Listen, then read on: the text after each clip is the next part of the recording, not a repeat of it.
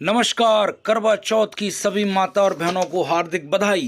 पंचमत उद्घोष पर आज जानते हैं करवा चौथ व्रत पर सुनी जाने वाली प्रमुख कहानी और आधुनिकता के साथ करवा चौथ व्रत के बदलते हुए ट्रेंड्स। हम सभी जानते हैं कि करवा चौथ का व्रत सुहागिन महिलाएं अपने पति की लंबी आयु व अमर सुहाग की कामना से करती हैं, किंतु बदलते ट्रेंड्स के इस युग में अब पति भी अपनी पत्नी की लंबी आयु की कामना, उसके स्वस्थ जीवन की इच्छा के लिए करवा चौथ का व्रत करने लगे हैं।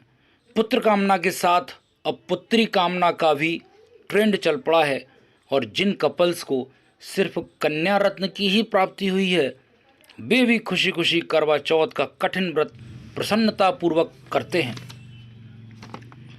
तो अब सुनते हैं करवा चौथ पर एक बहुप्रचलित कहानी, जो कि स्लाइड वेरिएशंस अर्थात किंचित भिन्नताओं के साथ पूरे देश में प्रचलित हैं।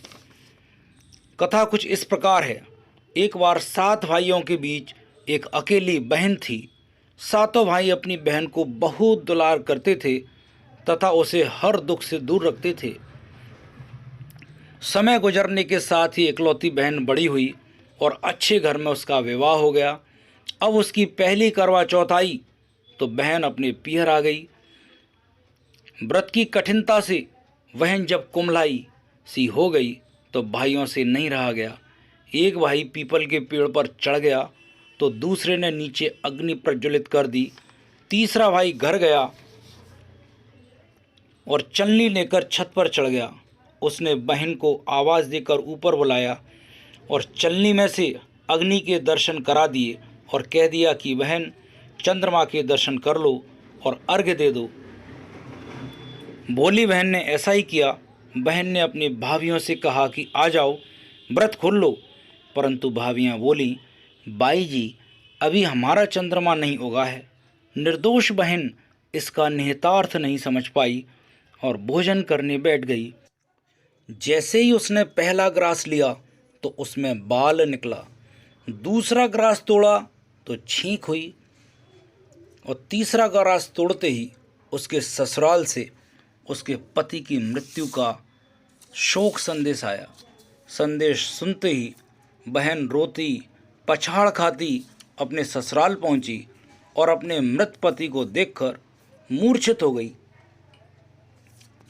जब उसके पति के दाह संस्कार के लिए उसके शव को ले जाने लगे तो वह स्त्री बिलख बिलख कर रोती हुई बोली, इन्हें मत ले जाओ, इन्हें मत जलाओ, मेरे लिए जंगल में एक अलग से कुटिया बना दो, वहाँ मैं रहकर अपने पति की सेवा करूँगी और 1 वर्ष में आने वाली 12 चौथों पर व्रत करूँगी। इसकी जिद के आगे ससुराल वाले झुक गए। दूर एकांत में एक पर्णकुटी बना दी, जहाँ वह स्त्री अपने पति के शव के साथ रहने लगी।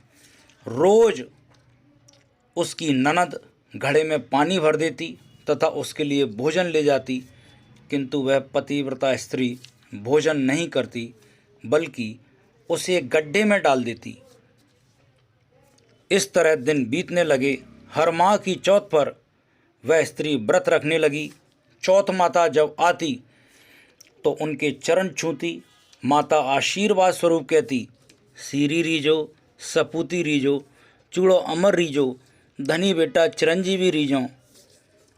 इस पर वह स्त्री चौथ माता से कहती कि माता, मेरा पति तो मृत है, इसे जीवित करो, तभी तो मैं सपूती और सौभाग्यवती होंगी। हर माह की चौथ माता उससे कह जाती कि अगले माह आने वाली चौथ माता तेरे पति को जीवित करेगी। ऐसा करते करते 11वें मास की चौथ अर्थात आश्विन यानी क्वार मास की चौथ आ गई। उस स्त्री ने विधिपूर्वक व्रत किया और चौथ माता ने फिर उसे वही सीरी रीजो, सपूती रीजो, चूड़ो अमर रीजो, धनी बेटा चिरंजीवी रीजो यह आशीर्वाद दिया। इस पर वह स्त्री गिड़गिड़ाकर बोली, माँ, मेरे पति को जिंदा कर दो, तभी आपका आशीर्वाद फलीभूत होगा। तो चौथ माता बोली कि पुत्री, कार्तिक मास की चौथ माता अर्थात करवा चौथ वाली माता ने ही तेरे पति को तुझसे छीना है तो वही उसे जीवित करेगी। पर ध्यान रखना, करवा चौथ एक बदसूरत वृद्धा के रूप में तेरे सामने आएगी। उसकी मन से सेवा करना। पतिव्रता स्त्री ने ऐसा ही किया। जैसे ही चौथ माता वृद्धा के रूप में प्रकट हुई तो वृद्धा को कांटा चुभा। स्त्री ने तुरंत कांटा अपने मुंह से निकाल दिया और रक्त जमीन पर ना गिरे इसलिए अपनी साड़ी के पल्लू से वृद्धा के पैर को लपेट लिया। इस पर वृद्धा रूप में आई करवा चौथ प्रसन्न होकर आशीर्वाद देने लगी।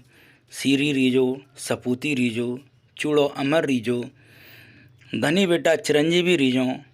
इस पर वह पतिव्रता स्त्री बोली, माता तुमने मेरा पति तो छीन लिया, मैं इनके बगैर सपूती और सुहागिन कैसे रहूँगी। चौथ माता पहले तो क्रुद्ध हुई और बोली, अरे ठगनी, तूने मुझे ठग लिया, किंतु तुरंत ही प्रसन्न हो गई और अमृत वर्षा करके उसके पति को जीवित कर दिया। इस प्रकार 12 मास तक करवा चौथ का व्रत करने के बाद उस पतिव्रता स्त्री का पति करवा चौथ के दिन पुनः जीवित हो उठा। इस प्रकार ये करवा चौथ की कहानी समाप्त होती है। बोलो करवा चौथ माता की जय। धर्म प्रेमियों, हमारे सत्य सनातन धर्म में प्रचलित मान्यताएं, कथाएं, व्रत, उपवास बड़ी वैज्ञानिकता लिए हुए हैं। तथाकथित आधुनिकता में फंसे हुए लोग, कुछ विधर्मी लोग हमारी मान्यताओं पर हंसते हैं। आप उनके बहकावे में ना आवें, किंतु हाँ, आधुनिकता के अनुरूप उनमें यथोचित परिवर्तन करते हुए इनका पालन अवश्य करें। पंचमत उद्घोष आपको पसंद आता है तो इसे यूट्यूब पर सब्सक्राइब करें, फेसबुक पर फॉलो तथा लाइक करें। आपका बहुत बहुत धन्यवाद।